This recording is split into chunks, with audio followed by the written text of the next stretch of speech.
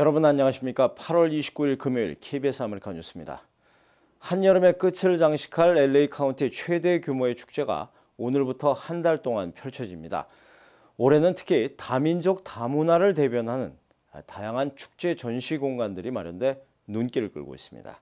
윤범수 기자가 소개합니다. LA 카운티 최대 규모의 축제가 오늘 문을 열었습니다. 1922년 시작해 올해로 92년째. 요즘 추세와는 동떨어진 고칼로리 먹거리에도 오랜 전통과 역사가 느껴집니다. 2 donuts, 3 beef patties, 3 slices of cheese.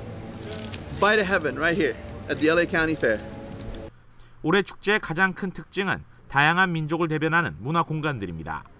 That was one of our big focuses for this year because, LA is such a melting pot. We have people from all over the world. We have so many different cultures, including the food. That's one of my favorite things, food. And so that's one of the things we're highlighting this year. 올해 페어에 처음 선보이는 대형 등불 전시장. 헐리우드 사인과 에펠탑, 피사의 사탑 등 각 나라와 지역을 대표하는 지역물들이 한데 모였습니다.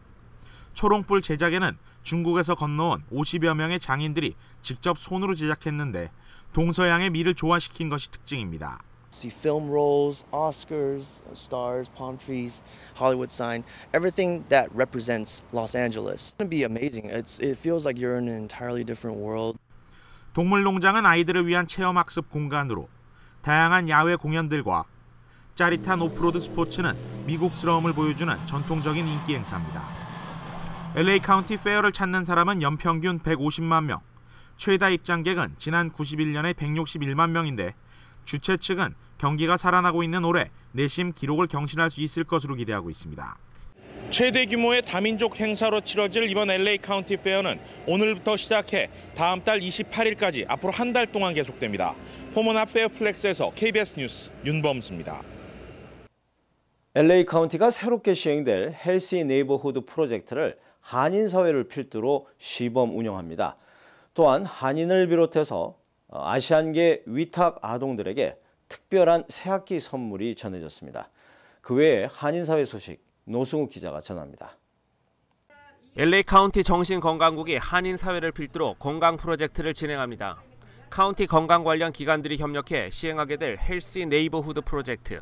지역사회로 직접 찾아가 카운티 주민들의 정신과 육체적 건강 증진을 위해 힘쓰게 되는데 한인 사회에 먼저 소개하게 됩니다.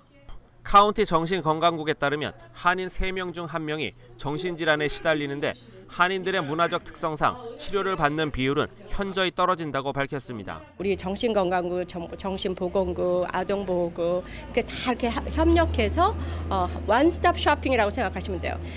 그 장소 안에서 모든 서비스를 한꺼번에 받을 수 있는 그런 혜택 받을 수 있는 그런 프로그램을 현재 개발 진행 중에 있습니다.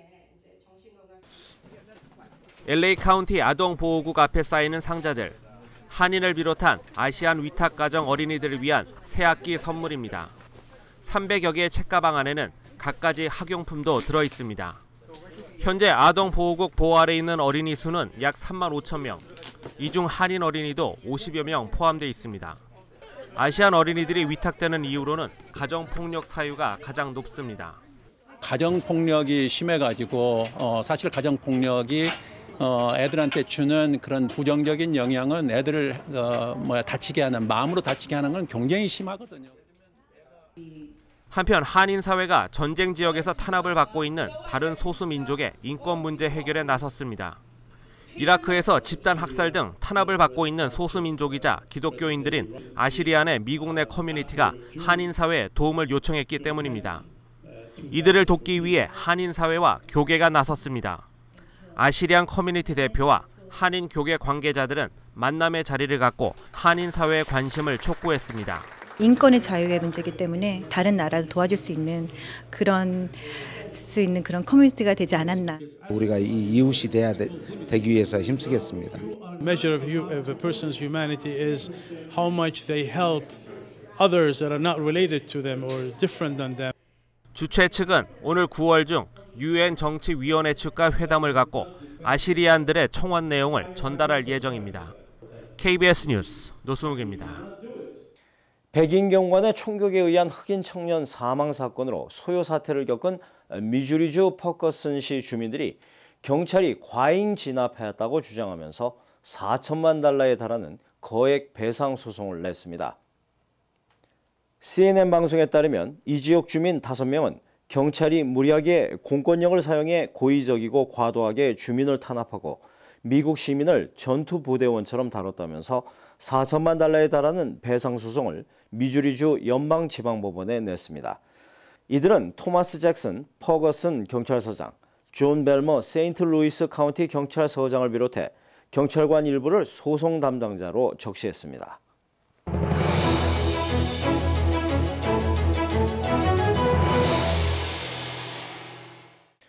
노동절 연휴를 앞두고 뉴욕 경찰이 대대적인 음주운전 단속에 나섭니다.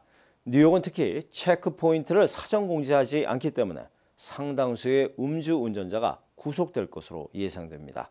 김일강 통신원입니다. 노동절 연휴를 앞두고 뉴욕주 경찰국이 뉴욕 주요 도로에 체크포인트를 설치하는 등 대대적인 음주운전 단속에 나섭니다. 뉴욕주는 인근 뉴저지주와는 달리 교통법 외에도 형사처벌이 가능해 주의가 요망됩니다. 뉴욕에서는요, 음주운전 케이스는요, 형법으로 들어갈 수도 있고요. 그리고 교통법도 들어갈 수 있습니다. 한 1,000불 벌금 있고요. 그리고 라이센스 서스펜션도 있습니다. 한 6개월 동안 서스펜션 당할 수 있습니다.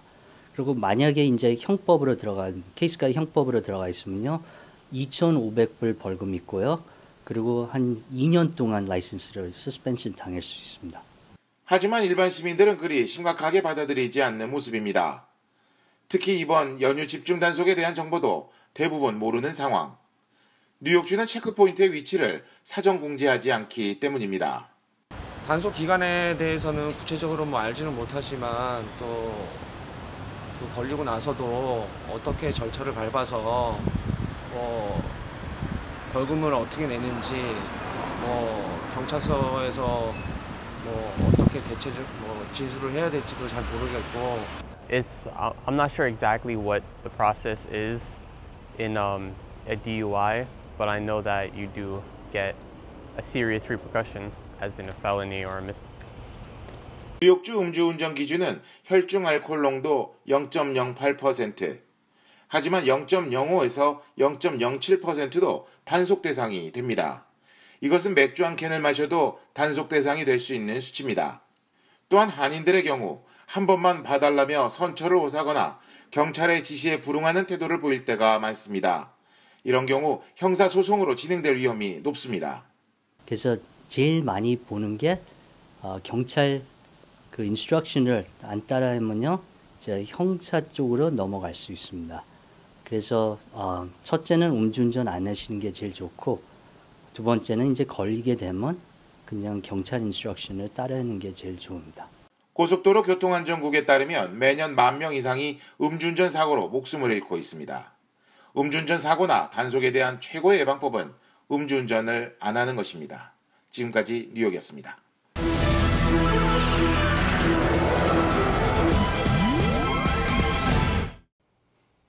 북한 외무상이 다음 달 유엔 총회에 맞춰 15년 만에 처음으로 뉴욕을 방문합니다.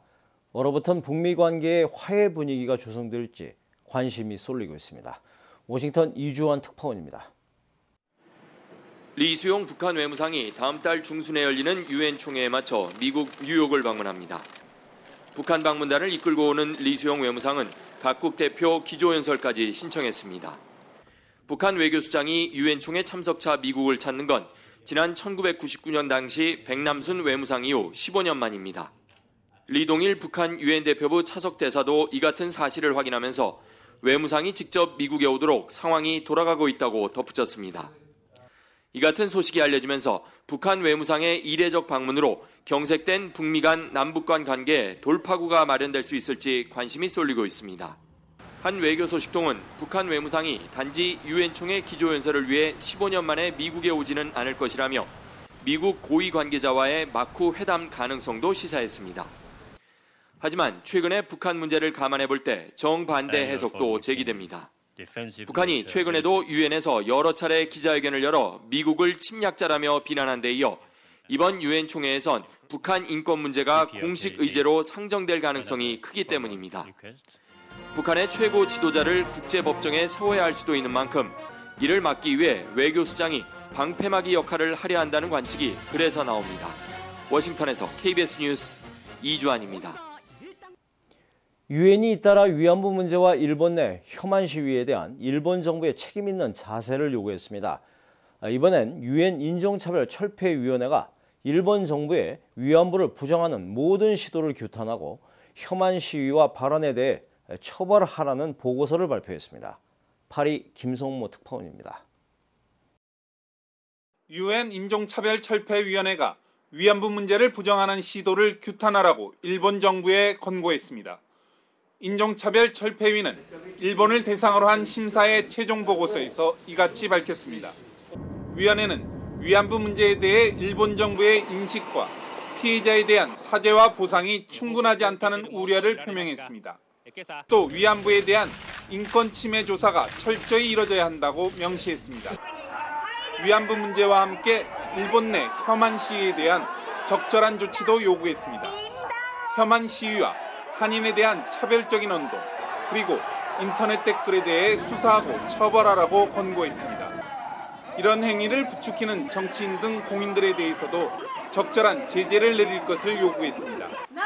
이와 함께 제1조선인 총연합회 계열인 조선학교가 무상교육의 대상에서 제외된 문제에 대해서도 우려했습니다. 이에 앞서 유엔 시민적 정치적 권리위원회도 지난달 인종차별 발언을 국가 차원에서 금지할 것을 일본에 권고한 바 있습니다. 파리에서 KBS 뉴스 김성모입니다. 금요일 밤 KBS 아메리카 뉴스를 마칩니다. 시청해주신 여러분 고맙습니다.